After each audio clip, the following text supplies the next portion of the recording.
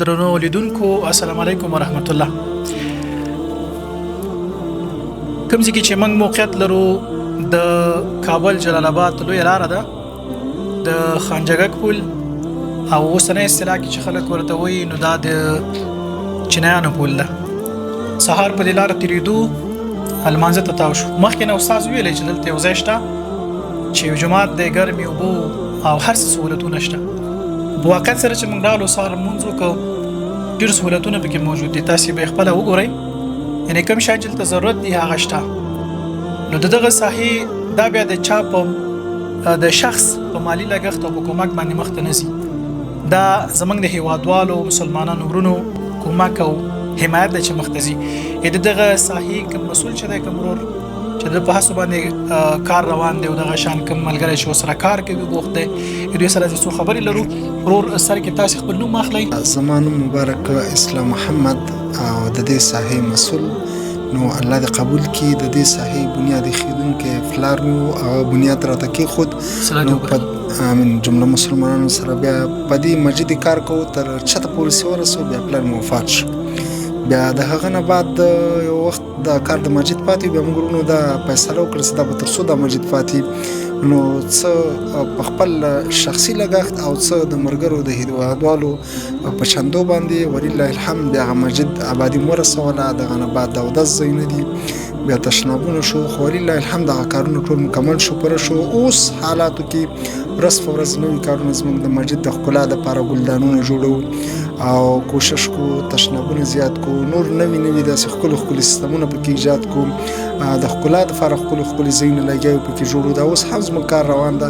که دا استاذ راسره لګیا دلته په کار باندې نوې نقشې ما اچولي د بوټو دپاره، د میوې بوټي، د ښکلا ساحې ځایونه. انشاءالله موږ به خپله بندګي وسو کوشش د الله د رضا دپاره او د دې مسجد دپاره کوو انشاءالله. درنو لیدونکو ته ووایه چې څونه وخت کېږي چې دغه کار مو شروع کړی دی، یعنې والد صاحب مو الله وبخي هغه په کوم کال کې دا تاداب یې کېښوست او تر اوسه پورې دوام لري؟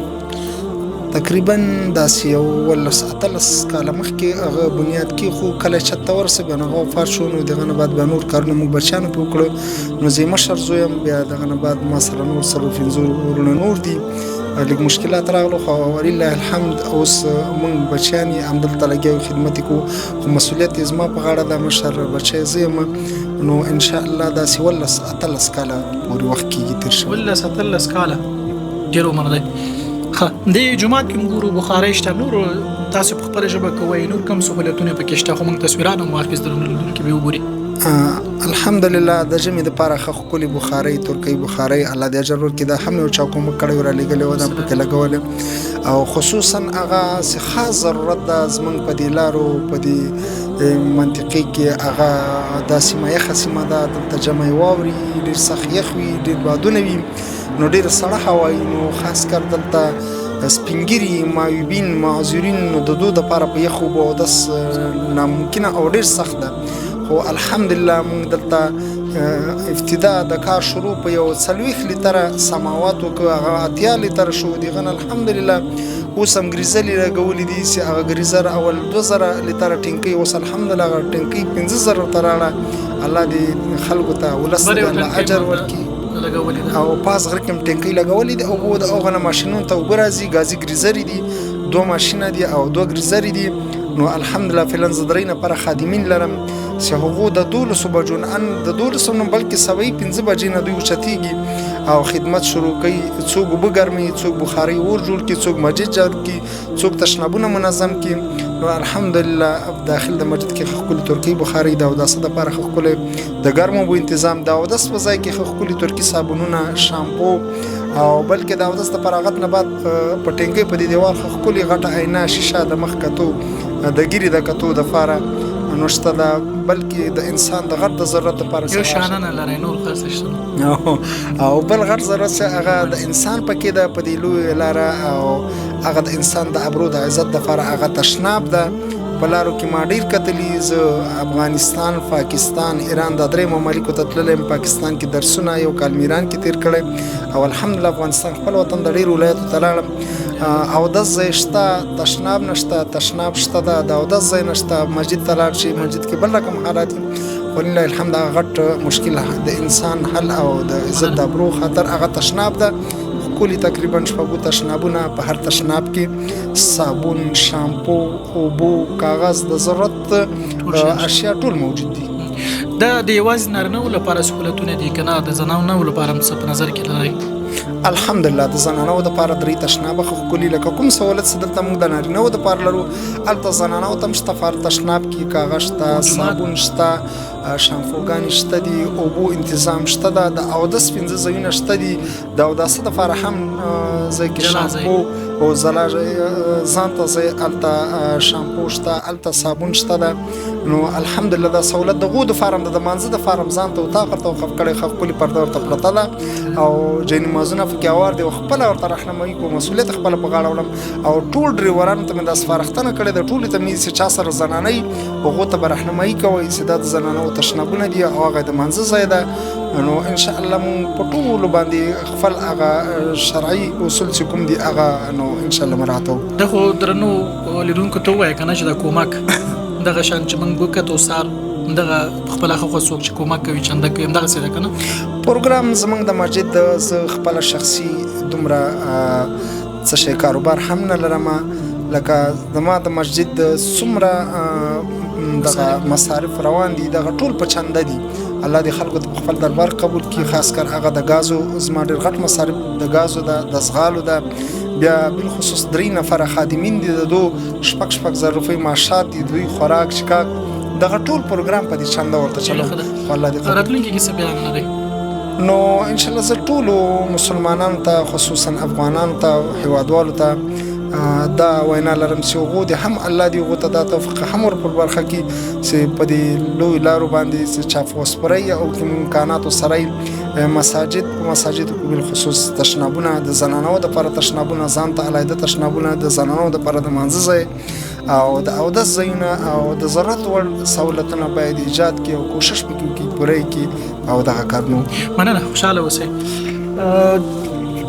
د خانجګک پل چې د چینای پل په نامه هم یادېږي دغه ساحې د کار برخې مسؤل چې دی چې کوم کارونه یې ترسره کړي دي که هغه تشنابونه دي، جومات دی او نور ګلدانیانې جوړې کړي دي، زینې یې جوړې کړي ډېر ښه ځایونه دي. موږ تصویرات یې واخیست، تاسې به لیدلي یاستئ.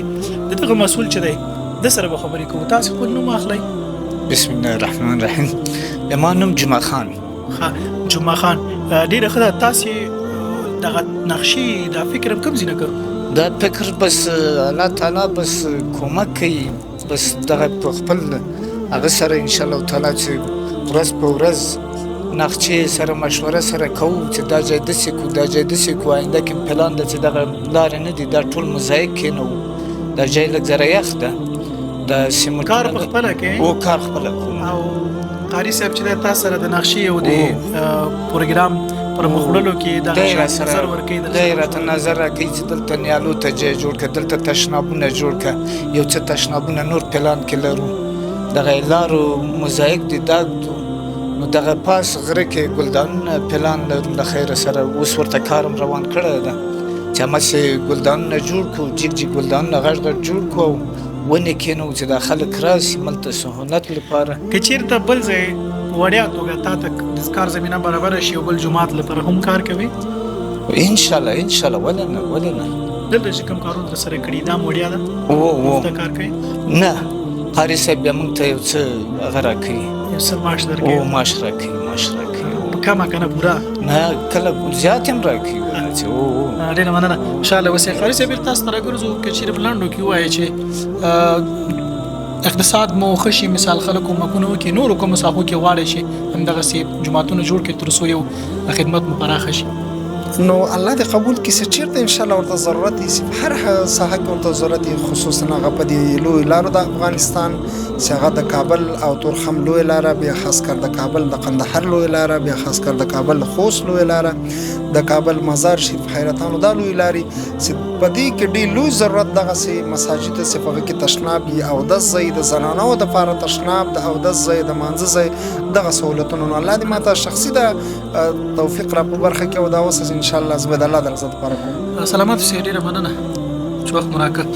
قدرمنو لیدونکو، زموږ د دې خپرونې څخه مو هدف دا دی چې موږ غواړو نورو هیوادوالو ته نورو مسلمانانو ته پیغام ورسو تر څو دغه شان خدمتونه تاسو خپل صحابو کې په خپل شعراو لوی لارو کې تر سره کوي تر څو خلک دې برخمن شي کوم سہولتونه ته موجود دي په لومړي ځل ما وکړو چې ډیر خدمت شوی دی دغه میسج تر نور ورسوي نو شیر کړئ ډاونلوډ کړئ زموږ چینل سبسکرایب کړئ لایک کمنټ شیر لیاده مو باسئ د توجه مننه لوی علامه مال شتر بیا چې زه احسان الله قریشي استاد د نن چوپړ تاسو لګم اجازه راکړئ الله پامان